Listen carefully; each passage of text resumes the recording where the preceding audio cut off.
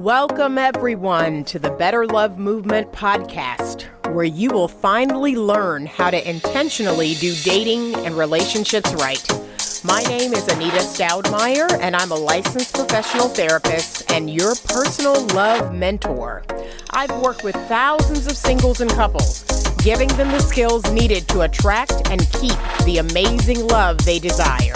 It's my heart's work to help people to get the skills needed to not only become the very best versions of themselves, but to help them grow and evolve emotionally and relationally. You can absolutely have the romantic relationship of your dreams. Come and let me show you how.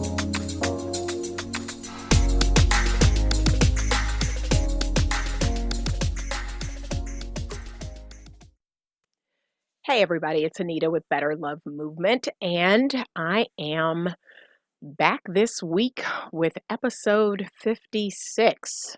And I'm going to do my very best to make this a shorter episode, but that's probably not going to happen. So that's my public service announcement, because I could talk about this all day, all night, into the next day, into the next week. But I'm going to try not to get carried away on this one. But this episode is entitled The 5 Types of Dangerous Males. And ladies, I want to say this. I don't want you to hear any judgment in this. I don't want you to feel bad about the current man you're with, the men that you have dated. If any of them fall under this category, we've all been there. We've all been there, myself included. I want to say I have probably dated every single one of these types of males. So please don't go there. Don't beat yourself up. Don't, want to run and hide under a rock. That is not the point and purpose of anything that I do. While some of the information that I share with you, it stings. It may hurt a little. I honestly believe that on the other side of that, while it may be hard to hear, it may be hard to face the truth, on the other side of that is your health and well-being, is you getting better, you growing, you evolving, you becoming the best version of you. I know I have. And honestly, I've dated all 5 of these types of males. And I am really, really glad to say that for the most part, I'm on the other side of it. I'm in a good place. I'm on the other side of it. I can recognize these males coming a mile away, and I act accordingly. And so I'm asking you to do the same, is really, really listen, take notes, and look for the signs and signals of these 5 very dangerous males. I don't even use the term man, because for me, when I say man, I'm talking about a healthy masculine energy man. I'm talking about a grown man. I'm talking about a real, live, handling his business man. Okay? So I can't even use that word when talking about these 5 types, because to me, they're males. They're biologically male, but that doesn't make them men. So let's jump right in. Okay? Number 1, the insecure man. This man is dangerous because he is overly sensitive. He will take things that other people are doing, including you, if you're doing something that could lead to you getting accolades, or that could lead to you making more money, or that could lead to you being acknowledged in any way, in a positive way, he's going to take that personally.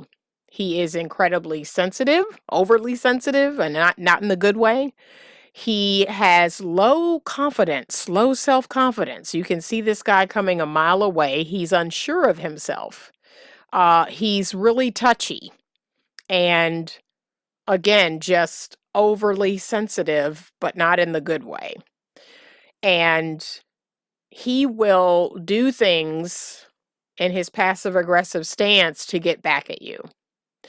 And it's not even that you're doing anything to him.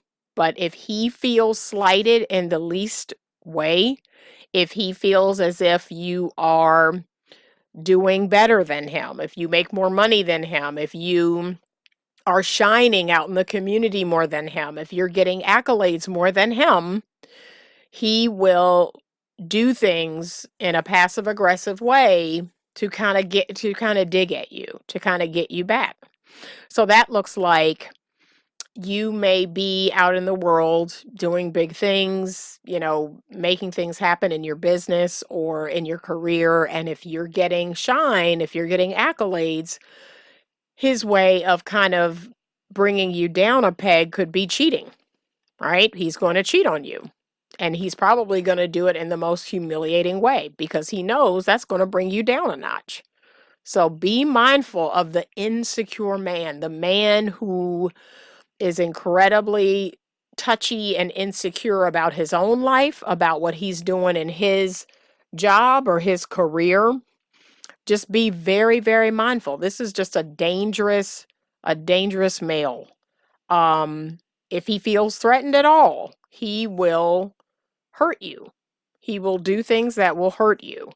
And again, a lot of cheaters fall under this. They are chronically insecure. And that I believe that's why they cheat, because they feel like being able to continue to pull women gives them some sort of ego boost. And it's not enough that they have a good woman, that they have one woman who's beautiful and attractive and is warm and loving and kind and is doing great things in the world. That's not enough. His insecurity will not, that it just won't be enough. He'll continue to talk to women. He'll continue to engage women. He'll continue to try to go out here and date women and sleep with other women, because this feeds that insecure hole inside of him, and it's like a black hole. There is no filling it. So be mindful of a man who's insecure, and that's going to come off in a lot of different ways, but I want you to look for some signs of being passive aggressive, or signs of, if you share something good that's going on in your life or something that you're doing or that you're passionate about, and he tries to downplay it, or he's very passive aggressive. Be mindful of that. These are really dangerous males, and you need to avoid them at all costs. Number 2 is the immature man. And we're seeing this more and more. We're seeing the Peter Pans of the world, the men who don't want to, or the males who don't want to grow up. They are irresponsible. They may be mama's boys. They basically want a mother that they can sleep with. So they want you to replace mom, but they want to be able to have sex with you. They want to be taken care of. They want to sit at home and play Xbox or Madden or whatever all day long. They want to be a grown boy. But these type of men are incredibly dangerous because they will vie for your attention, whether that's with your friends, whether it's with your children, your family. They will present in such a way that they need to be the center of your attention. And they will make you feel bad or feel guilty for having these other people in your life, these friends, your children, your family, work. They'll make you feel bad about that, as if you are mommy running off to your other parts of your life or your other responsibilities. They'll make you feel bad about that. So be mindful of the immature man, the man who doesn't want to, not only does he not want to pay your way, or, he doesn't want to be the man of the house, he doesn't even want to pay his way. So he's not going to pay your way. He's not going to pay his way. He wants you to take care of him. He wants you to fix his problems. He wants you to help him with his life and help him get his life together. This is a very dangerous man, the immature man. And you can get caught up. You can get caught up, especially my single moms out there who, get off on being a nurturer and being a mother to their children and then a mother to their man. But there's nothing sexy about that. I don't want to sleep with my son. I don't have any interest in a man like this because, again, you know, I don't want to be your mother. I want to be the woman in your life that you're cherishing and protecting and providing for. I want to be an equal partner to you. So beware the immature man, the very childish man, the man who doesn't have any real responsibilities, the man that you meet that is still at his sister's house or his mother's house or his grandmother's house. Be mindful. That's the number one sign or signal that you're dealing with an immature man. If a man is over the age of 23 and he's still living with, a family member that he is not actually taking care of. So it'd be different if he moved in to take care of his mother who's elderly or she's sick or, something's happened, or his grandmother or a family member who he is actually taking care of along with working. Um, be mindful. Be mindful of that. That's a big red flag that chances are, I mean, he's going to tell you, oh, I'm at home taking care of my mother, when really the mother is taking care of him. Just be mindful of that. But to me, that's a red flag to me. If I'm out with someone and they say, yeah, I live with my mom, but she's older and I help take care of her, I still say that's a huge red flag.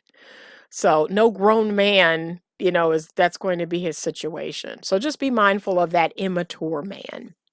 Number 3 is the angry man. This man is a ticking time bomb. Okay? He can be violent.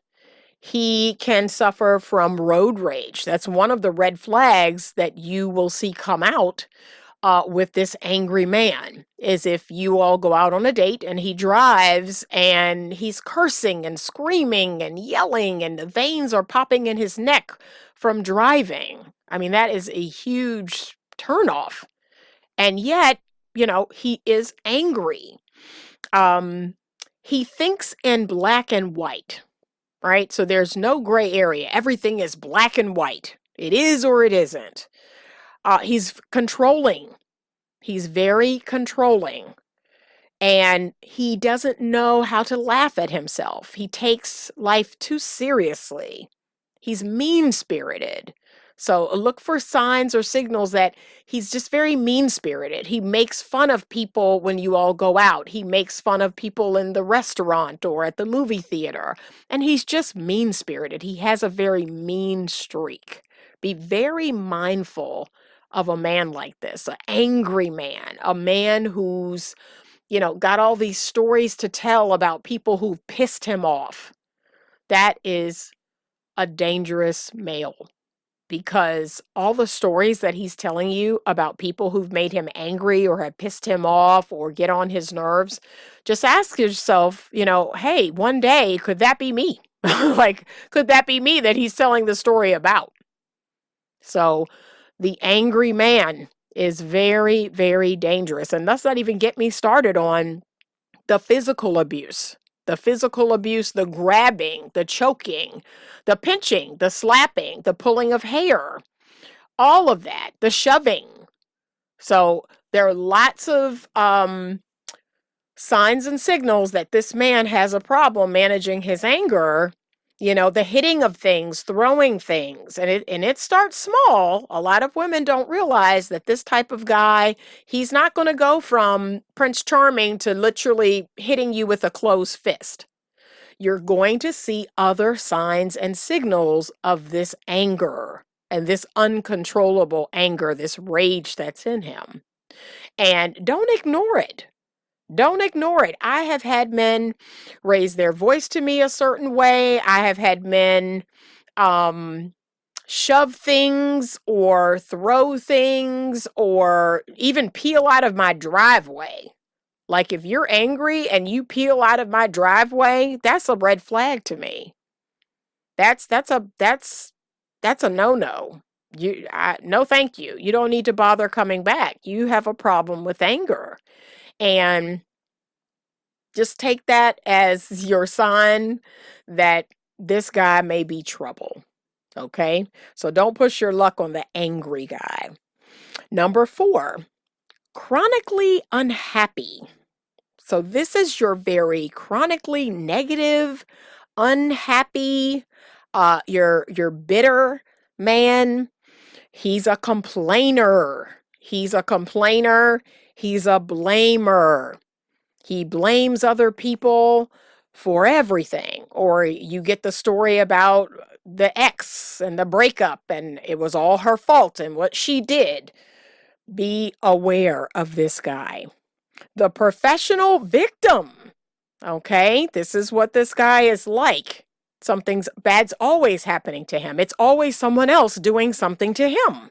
And life is not fair. He is very negative by nature and not very supportive. He has a lot of reasons why what you're doing isn't going to work out. He will try to put his limitations on you and tell you, why you can't do something or why it's not going to work out. This type of man is draining. It's draining to be around him because he energetically is unhappy and bitter. And this guy, honestly, ladies, you don't even really, it's not even about what he's saying or doing. Like, you can energetically feel it. Like, when you are in this man's presence and you're quiet and you're just listening, like, you can feel this coming off of him. He is energetically just chronically unhappy. He's not happy with his life. He's not happy with what he has, where he is in his life. He's just a chronically unhappy person. And you don't need that. That's the last thing you want in your life. I was telling my friend the other day that one of the qualities I am definitely going to look for in my husband is I want a man who can make me laugh. I want a man who's jovial and jolly and just, gosh darn it, happy. Happy to be alive and thankful and grateful to be alive and is just happy. All on his own. He doesn't need anything to happen for him to just be happy and grateful. That's what I'm looking for. But this guy who is chronically unhappy, oh gosh, it's draining. This person will see what's wrong instead of what's right. Like, he will be able to come into a restaurant or come into a place and pick out all the things that are wrong. And this is just draining. So you want to avoid these men. You're going to feel it first before he even really opens his mouth. You're going to see it on him. You're going to feel it. You're just going to feel this air of chronically unhappy. And this man, he can crush your dreams. He can bring you down. This is why he's so dangerous, is that he can really just squash all the dreams right out of you because, he's got 1,000 reasons why it shouldn't happen or it's not going to happen. But beware this number 4. So lastly, I saved number 5 because I can talk about this all day and night. But that is your narcissist, your narcissistic man. He is the most dangerous type of male. And dare I say it, there is an epidemic of narcissism in our society today. And here's what I'm going to just say as a mental health professional. So, narcissistic personality disorder is an actual personality disorder in the DSM-5. And not every person that we say is a narcissist may fall under that actual diagnosis. And dare I say it, I believe all of us have some narcissistic tendencies at time. We have our ways and we have some tendencies. So I know that phrase is getting thrown around a lot. So there are a lot of people being called a narcissist when they may not clinically fit the DSM diagnosis. But so I'm going to go over some background into narcissism. And we're going to talk about 2 different kinds. We're going to talk about overt narcissism, people who are overtly narcissistic. But then we're going to talk about your covert narcissists. And there's a lot of these people that they are moving around in the world and you don't realize they're narcissistic until you're like all the way in the relationship. These are the people we really need to be most mindful of because they're kind of slick with it. They're not brazenly, outwardly, just acting out. They're not braggadocious about it. They're not blowhards or loud about it, but they are narcissistic nonetheless. So a narcissist is a person who really has a hard time being empathetic. They are very self-absorbed, very selfish. They have an inflated sense of themselves. They believe that they're special and that people should want to do things for them and people should want to be friends with them and give them things and all of that. They are emotionally unavailable and emotionally adept. They really struggle with connecting with their true emotions. They wear a mask. They are master manipulators, and they may come off as very charming and very helpful. So that's kind of how you trip and fall into this type, because they wear this mask that is so likable and so charming and intelligent and helpful. And they will do the whole love bombing thing where they will just love bomb you. Oh my gosh, you're so amazing. You're so great. I can't believe I've met a woman like you. Oh my gosh, I just didn't even realize a woman like you existed. I mean, they will really sweep you off your feet. But ladies, I just want to warn you that to me, that's kind of the biggest red flag of all, is if someone who doesn't know me, like if you don't know me and you're just meeting me for the first time and you're saying things like that or saying things about me that you really have no way to know is true. That's a big red flag. Like, don't believe the hype.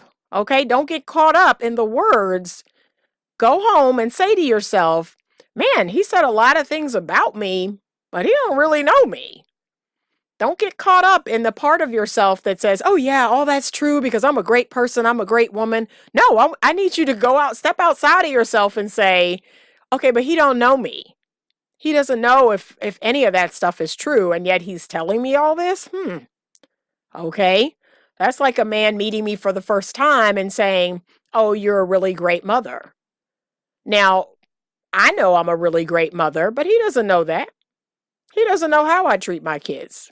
Or that's like him picking me up on a date for the first time and us sitting in a restaurant and he's saying, oh, you look like a really good cook. You look like a really good mother. You look like you keep a great house.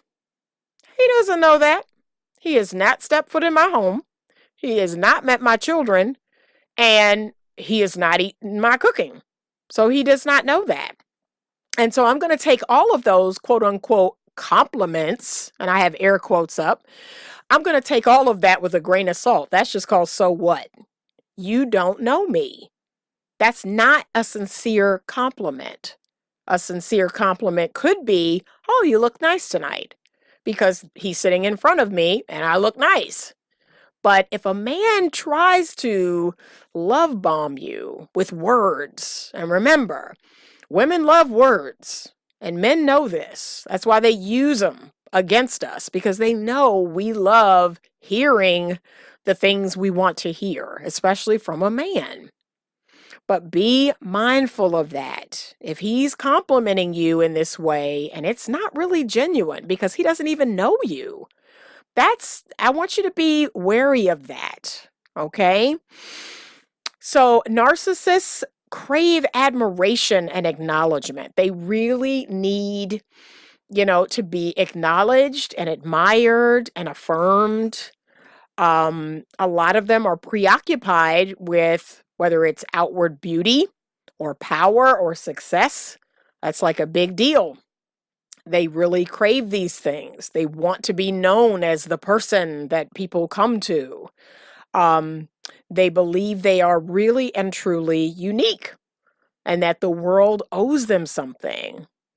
they will exploit others to get what they want because they really struggle with being empathetic or putting themselves in another person's shoes. So be very careful. This is one of the most dangerous types of males. Now, the covert narcissist, they will kind of put on this front like they're helping, okay? Like they're here to help and to serve. And because we're good, healthy, feminine women, we allow a man to give to us and do for us. So initially, it's going to come off as, oh, well, he's a good, healthy, masculine man. He wants to give and he wants to do. But here's what I want you to take notice on the back end. Okay, all that giving and doing, if it is tied to expecting a specific response from you, so if it's giving with a goal in mind, beware. Because a good, healthy, masculine man is not going to give and do and expect something on the back end, or, they're not going to do something to get something. Or do something to get, whether it's admiration, to get sex, or whatever it is they're after. But the overt narcissist is going to come off as helpful and giving and doing, but it's with strings attached. So be very mindful about that. Allow a man to give and do for you, but if it comes back to bite you, I want you to pay attention to that. Like, okay, so you didn't do this out of the good kindness of your heart or for love or any of that. You're looking to get something. You're looking for a specific goal, and that's telling me a lot about your giving. It's attached. It has strings attached. So just be very wary of that. The overt narcissist will do a lot of blaming and shaming.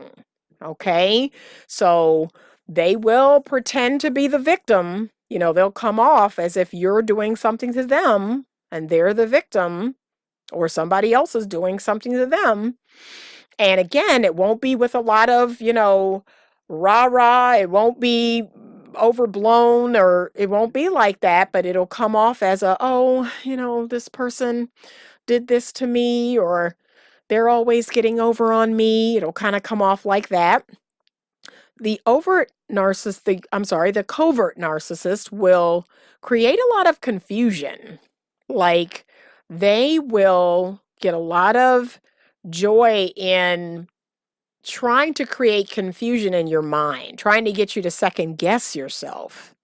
And they will cause you to kind of question things like, okay, maybe that didn't happen. Or maybe I am being a little hard, or maybe I am being a little old-fashioned. So I'll give you a great example. A friend of mine was dating a gentleman, and, she is a student who is under the hashtag no free sex, and so dated this gentleman several times, had gone out, had gone over to his house once to watch a movie, and she had expressed to him that, no, I don't have casual sex. I'm not interested in that. I am looking to be exclusive and committed and one day married. And he did this thing where he tried to blame her or shame her for not having sex. Like, oh, you're so old-fashioned, and I don't know if I can have the kind of relationship I want with you. What?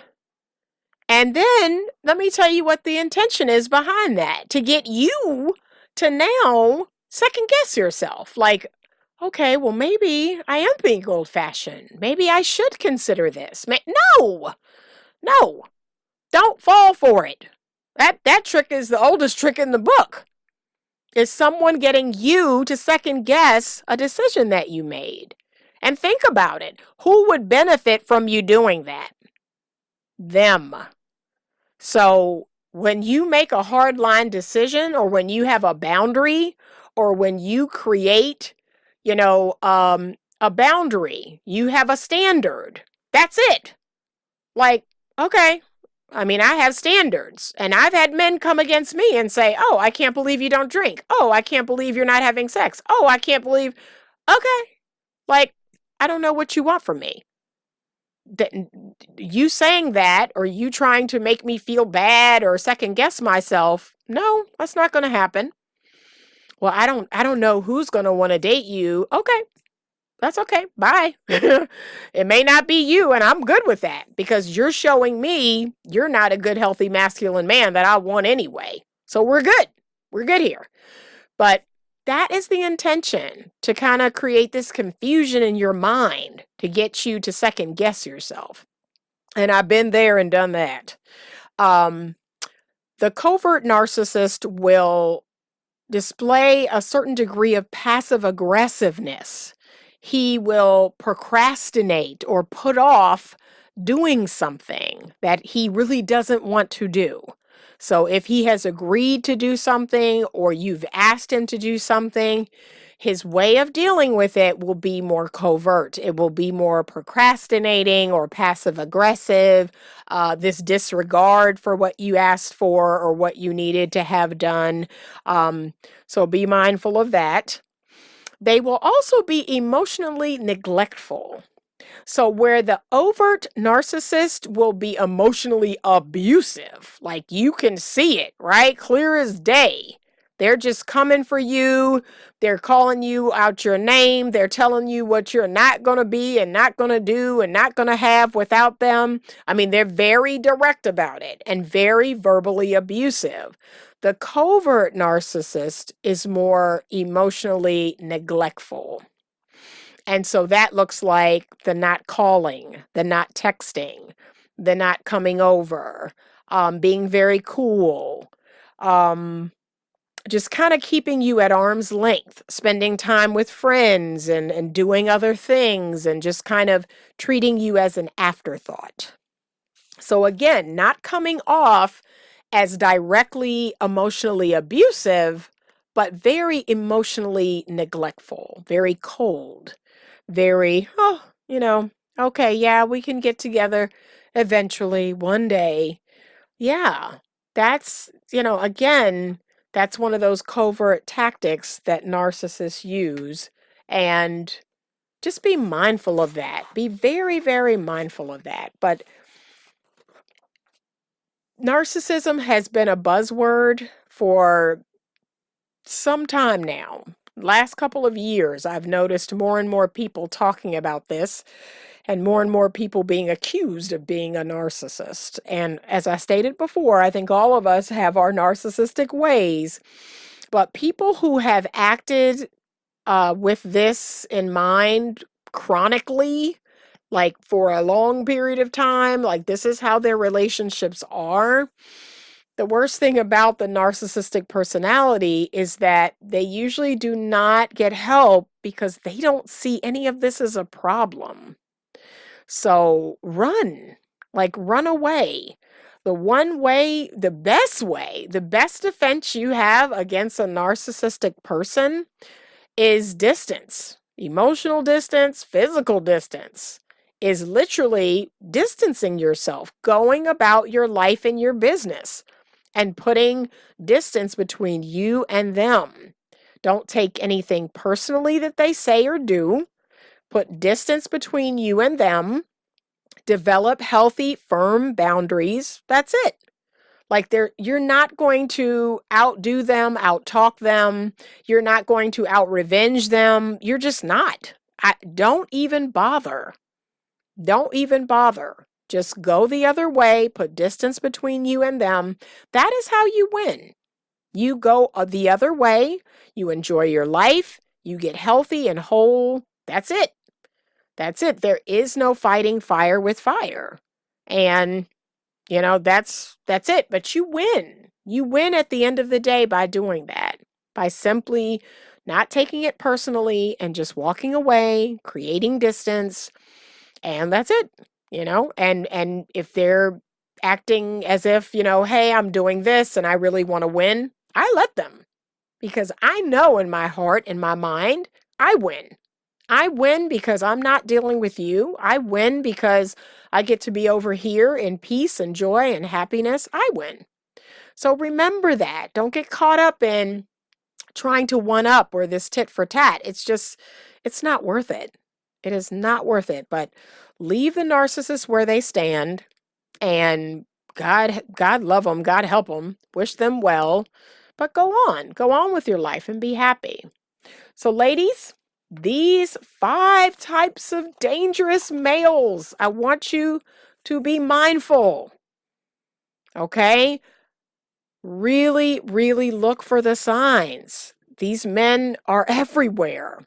And it's not all doom and gloom, because I really believe there are lots of healthy masculine men out here. There are lots of wonderfully healthy, emotionally available men.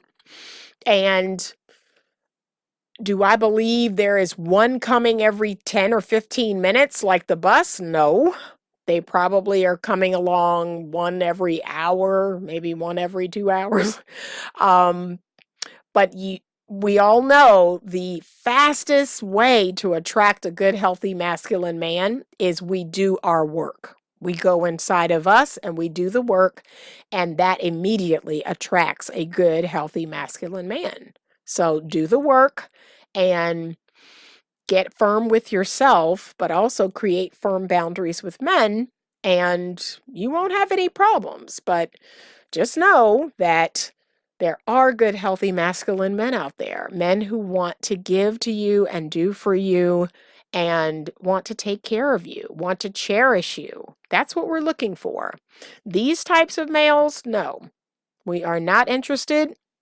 And honestly, I want each and every one of you who's ever dated 1 through 5 or a few of these men, I want you to get to the place in your life where you would rather be by yourself, be alone for a period of time, than get into a situation with any of these men.